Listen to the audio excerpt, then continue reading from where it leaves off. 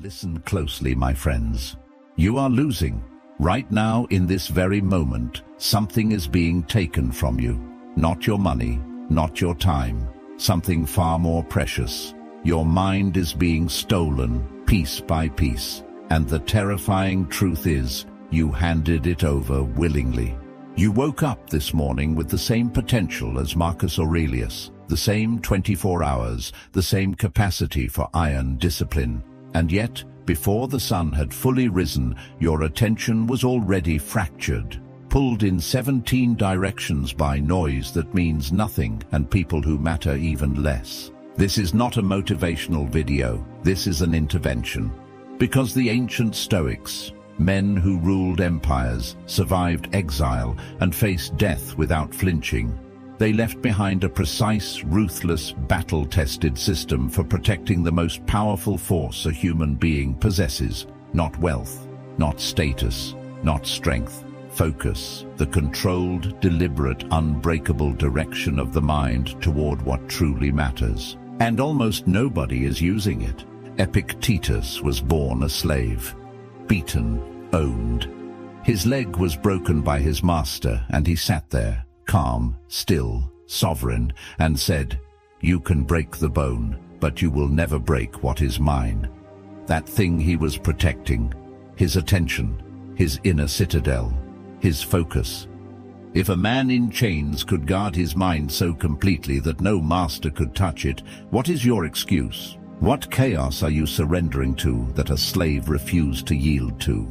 In the next hour, I'm going to give you 10 Stoic habits. Not theories, not inspirational poster quotes. Real, hard, ancient practices that will shatter your distraction and rebuild your concentration into something almost frightening. Something that makes people around you uneasy, because focused people always make the unfocused uncomfortable. Stay with me. Every single habit matters. Miss one and you miss the architecture. Watch this complete, because by the end, your mind will never approach focus the same way again. But before we begin, if you are the kind of person who is serious about rebuilding yourself from the inside out, subscribe right now. This channel exists for people who refuse to be ordinary. And what you are about to learn is not taught anywhere else. Subscribe, and let us begin. Habit 1. The Morning Command. Marcus Aurelius ruled the greatest empire in human history. He commanded legions. He decided the fates of millions. And every single morning, before he touched a single piece of correspondence, before he spoke a word to any senator or general, he sat alone and he wrote. Not letters, not orders. He wrote to himself. In what we now call the Meditations, a book never meant to be published, never meant for your eyes, he wrote in Book 5. At dawn, when you have trouble getting out of bed, tell yourself, I have to go to work as a human being. What do I have to complain of if I am going to do what I was born for? Think about what that means. The most powerful man alive in his era, and his first act every morning was to remind himself of his purpose, to command his mind before the world could scatter it. This is habit 1, the morning command. Most people wake up and immediately reach for their phone. Within 30 seconds, their mind has been colonized by other people's emergencies, other people's opinions, other people's noise. They have surrendered the most sacred window of the day, that thin, luminous moment between sleep and waking, to the chaos of the outside world. The Stoics called this window prosos, watchful attention to the self, a deliberate pause before the world begins its assault. Here is what you do instead. Before you touch your phone, before you speak a word, before you open a door or check a notification, you sit 5 minutes, 10 if you can manage it. You ask yourself one question and you answer it honestly. What is the single most important thing I must give my mind to today? Not the most urgent, not the most demanded, the most important. There is a brutal difference between the two. Urgent things scream, important things whisper. And in a world engineered to make everything feel urgent, The Stoic morning practice is the only way to hear the whisper before the screaming begins. Seneca wrote to his friend Lucilius in a letter that has survived 2,000 years, Omnia aliena sunt, tempus tantum nostrum est. Everything else belongs to others. Time alone is ours. Your focus is time made visible. When you scatter your focus, you are not just wasting attention, you are spending the only currency that cannot be earned back. The morning command is not a ritual for comfort. It is an act of war. It is you, standing at the gate of your own mind, deciding what enters and what does not. Every morning you fail to do this, you leave the gate open.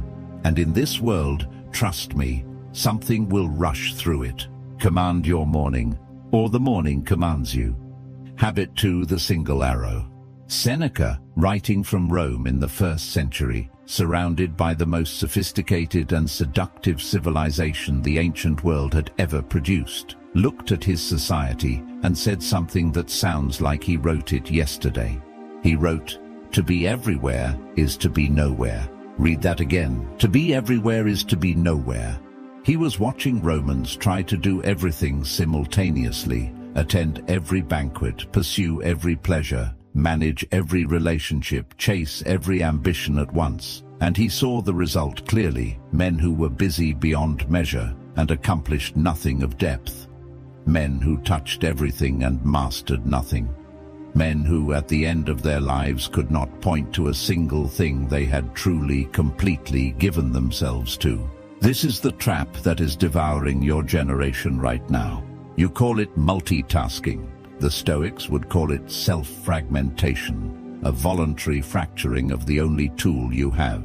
Here is what neuroscience has confirmed about what Seneca knew by observation alone. Your brain does not multitask.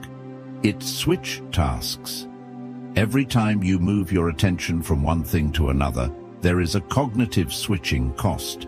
A tax paid in clarity, in depth, in mental energy. A Stanford study found that heavy multitaskers were actually worse at filtering irrelevant information than people who rarely multitasked. Not better, worse. They had trained their minds to be perpetually scattered. They had practiced distraction until distraction became their default state. Habit 2 is the single arrow. The Stoics trained in archery not only as a physical discipline, but as a philosophical one. An arrow cannot serve two directions. The moment you try to aim at two targets simultaneously, you hit neither. This is not metaphor. This is the architecture of excellence. Cato the Elder, the Roman senator who so terrified Carthage that he ended every speech, regardless of topic, with the words "Carthage must be destroyed," was described by his contemporaries as a man of singular focus. When Cato worked on a legal case, there was no other case. When Cato spoke to you, there was no other person in the room. He was entirely, frighteningly present in whatever he had chosen to do. This is what made him formidable. Not genius, not talent, the refusal to divide himself. Practice this today. Choose one thing, one task, one conversation, one piece of work, and give it everything. No second screen, no background noise, no checking while doing, just the task and the full weight of your undivided mind. You will be shocked by what you produce. You will be shocked by how different it feels to be truly present in your own life. The single arrow does not move fast, it moves true. Habit 3, the subtraction discipline. There is a story told about Michelangelo. When asked how he created the statue of David, that sublime, terrifying, perfect figure, he replied simply, "I removed everything that was not David." The Stoics understood this principle with an almost brutal clarity.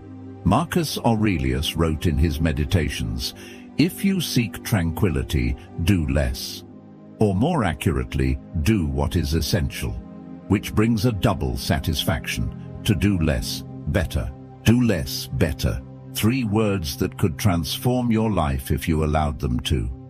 But most people cannot allow them, because subtraction is frightening. Addition feels like progress. subtraction feels like loss. And so people keep adding. More apps, more commitments, more relationships, more content, more noise, until their life is so full of the unimportant that there is no room left for anything that matters. Habit 3 is the subtraction discipline. The Stoic philosopher Musonius Rufus, the teacher of Epictetus, a man so respected that even Nero banished him twice because his influence was too powerful, taught that the disciplined life was defined not by what you took on, but by what you refused. He wrote, "The person who eats more than they need does not nourish themselves, they burden themselves. The same is true of the person who takes on more than they can fully attend to. You are burdened not by your circumstances, by your accumulation." This week, I want you to conduct what the Stoics called a cura, a careful review. Look at your commitments, your digital habits, your conversations, your entertainment, your social obligations. Ask of each one a single ruthless question. Does this serve the person I am trying to become? Not does this make me comfortable? Not does this make me liked? Does this serve the person I am trying to become? If the answer is no, cut it. Not slowly, not politely, cut it. Every time you remove something that was diluting your focus, the remaining things become sharper. Your energy does not spread thinner, it concentrates. And concentrated energy, like concentrated light, can burn through almost anything. David was always inside the marble. Marcus Aurelius knew that the life you want is already inside you, buried under everything you have not yet had the courage to remove. Subtract, and watch what emerges. Habit 4, the fortress hour. In 177 AD, Marcus Aurelius was fighting a war on two fronts, the Marcomannic Wars in the north and a plague that was killing 5,000 Romans a day. He was simultaneously emperor, general, judge, and philosopher. The administrative demands on him were beyond anything most people in history have ever faced. And somehow he produced the Meditations. 12 books of the most precise, honest, psychologically sophisticated thinking in the ancient world, written not in a quiet library, but in a military tent at the edge of the known world, surrounded by death. How?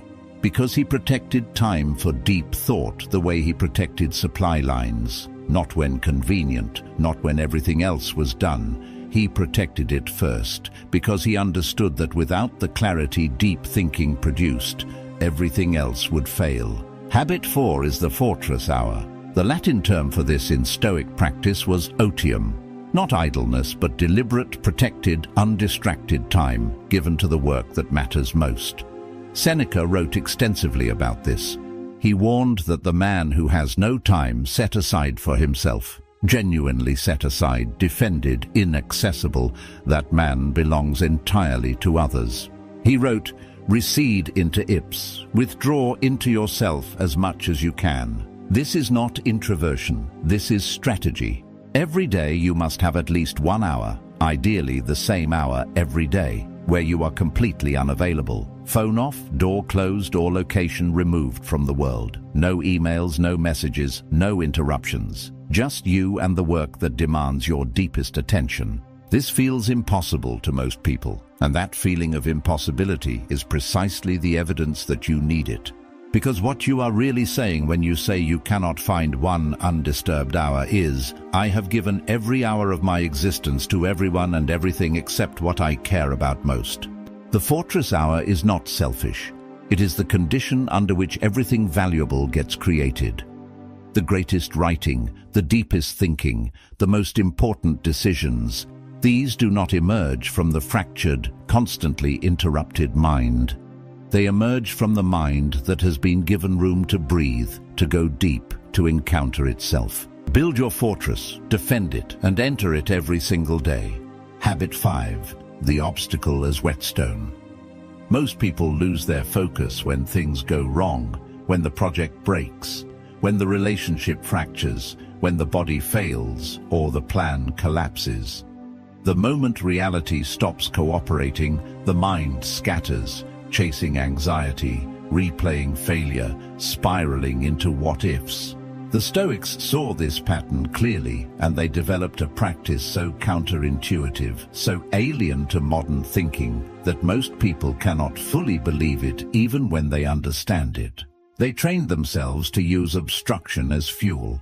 Marcus Aurelius wrote what has become perhaps the most quoted Stoic line in modern philosophy: "The impediment to action advances action. What stands in the way becomes the way."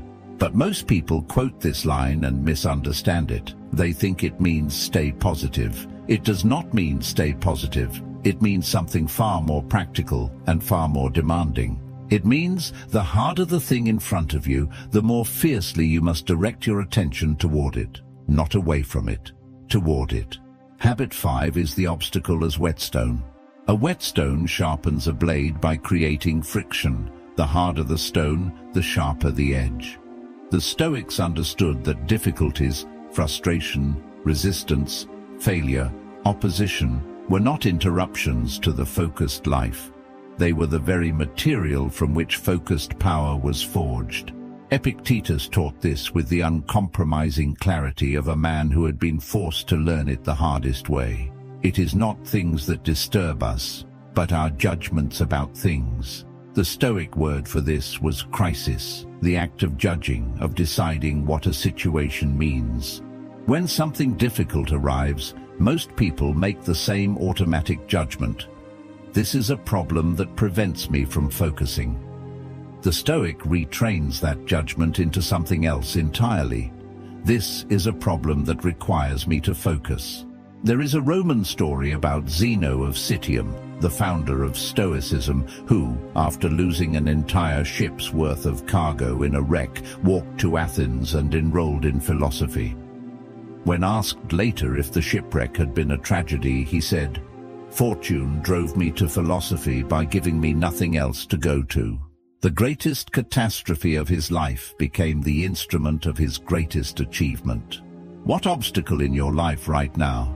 What frustration, what resistance, what difficulty could serve as the whetstone that sharpens you?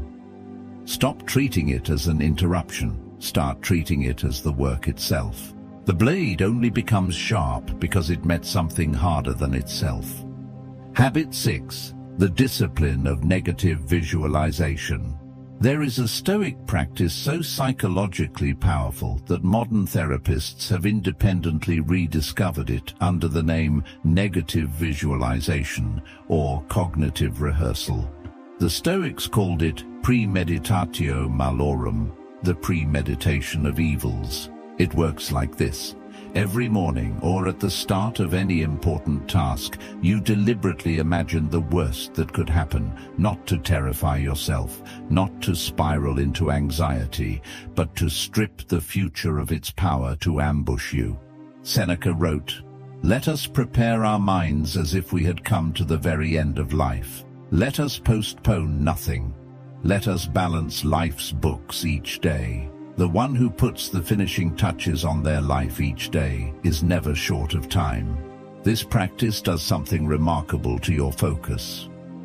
When you have already met your fears in your mind, when you have already rehearsed the failure, the embarrassment, the loss, the actual task loses its grip on you.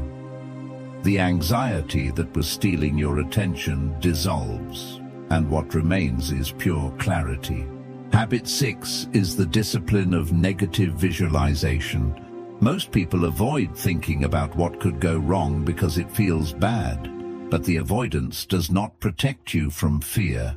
It just keeps the fear intact, hovering just below consciousness, constantly drawing on your attention without your awareness.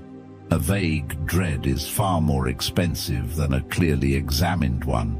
Marcus Aurelius practiced this discipline with extraordinary regularity. Throughout the meditations, he returns again and again to the theme of mortality, not morbidly, but functionally.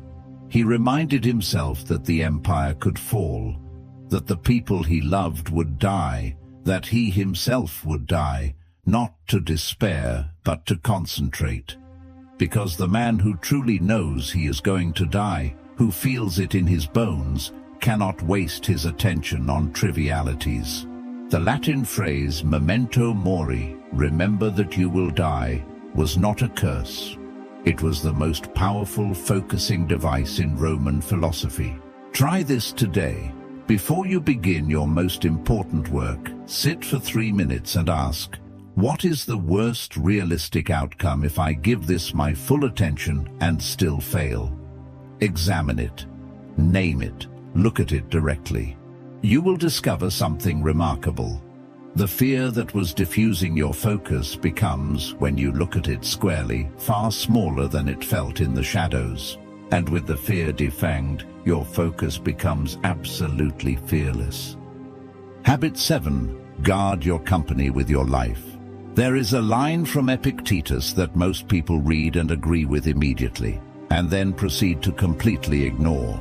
He wrote, "If you wish to improve, be content to appear clueless or stupid about external things. Do not wish to seem knowledgeable about anything, and if some people think you are important, distrust yourself."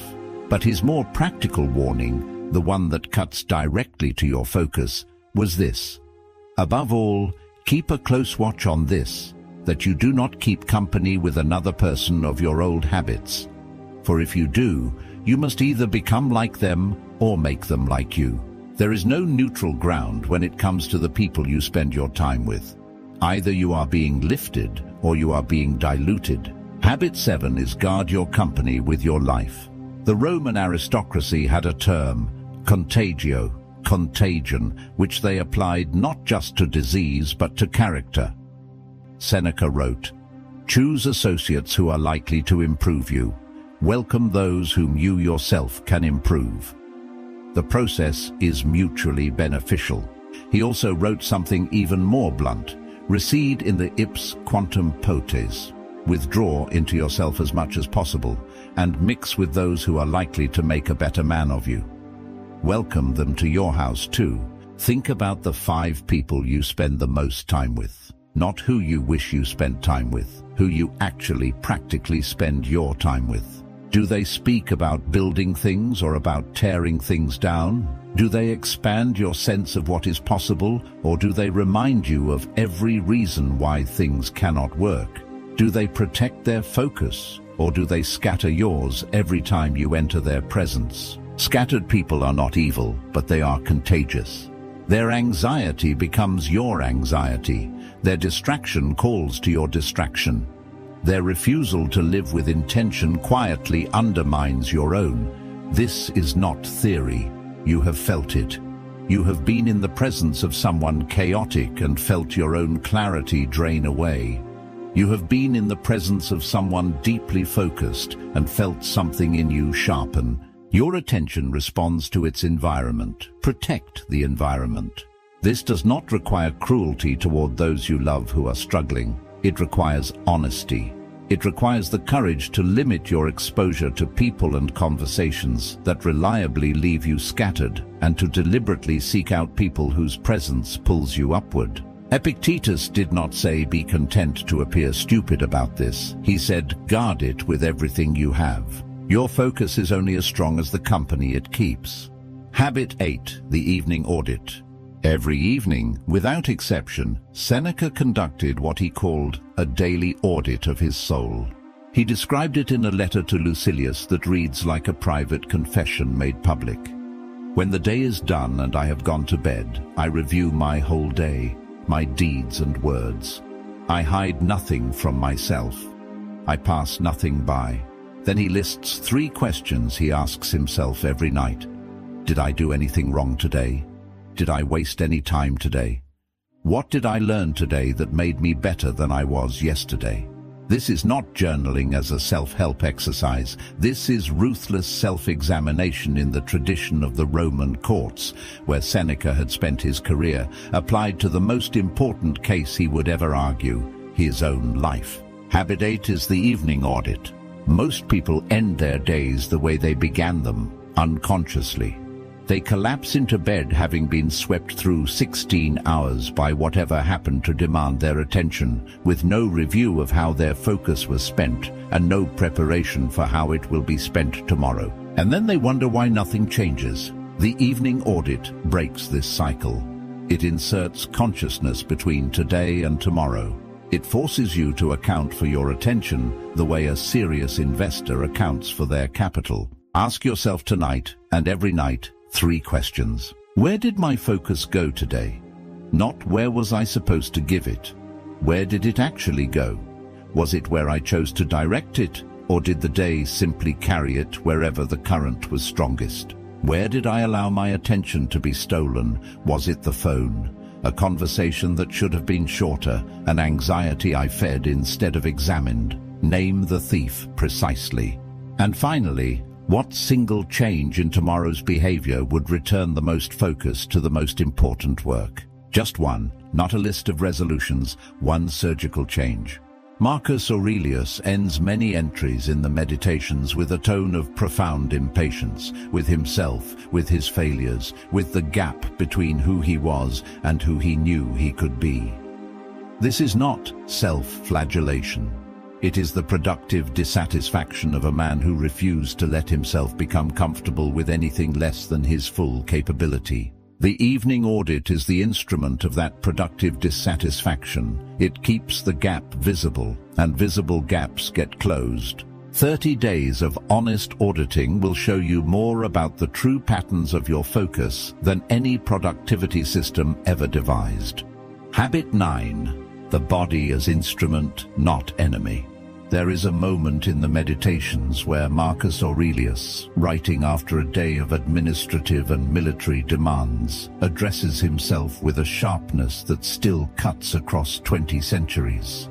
He writes, "Treat the body rigorously so that it may not be disobedient to the mind, not indulgently, not extravagantly, rigorously, because the emperor understood something that our culture, obsessed simultaneously with physical aesthetics and physical neglect, refuses to sit with. The body is not separate from your ability to think. It is the instrument through which thought happens. A degraded instrument produces degraded music." Habit 9 is treating the body as instrument, not enemy. The Stoics were not ascetics in the manner of some Greek philosophical schools. They did not advocate for the punishment of the body or the glorification of physical suffering. Their position was more precise and more demanding. The body must be fit to serve the mind's purpose, not more, not less, fit to serve. Seneca wrote, "I do not exercise my body for its own sake. I exercise it so that it does not become a burden to my thinking." What does this mean practically? It means that the fatigue you are fighting every afternoon, that fog, that inability to hold a thought, is not a motivational problem. It is a physical one. It is the result of insufficient sleep, of food chosen for comfort rather than clarity, of a body that has been sitting still for so long it has begun to rebel. The prefrontal cortex, the part of your brain responsible for concentration, decision-making and impulse control, is profoundly affected by sleep deprivation, poor nutrition, and physical inactivity. This is not metaphor. When you fail to sleep, your prefrontal cortex literally operates with reduced blood flow. Your ability to concentrate is chemically compromised before the day has even begun. Cato the Elder, who was famous for his physical austerity, walked everywhere when other Roman senators rode. He worked in his fields. He ate simply and slept adequately. Not because he enjoyed suffering, but because he understood that a body maintained at peak function gave him something no amount of wealth could buy, a mind that worked. Here is the minimum the Stoic framework demands: sleep 7 to 8 hours. Move your body every day, even walking, even briefly. Eat to sharpen, not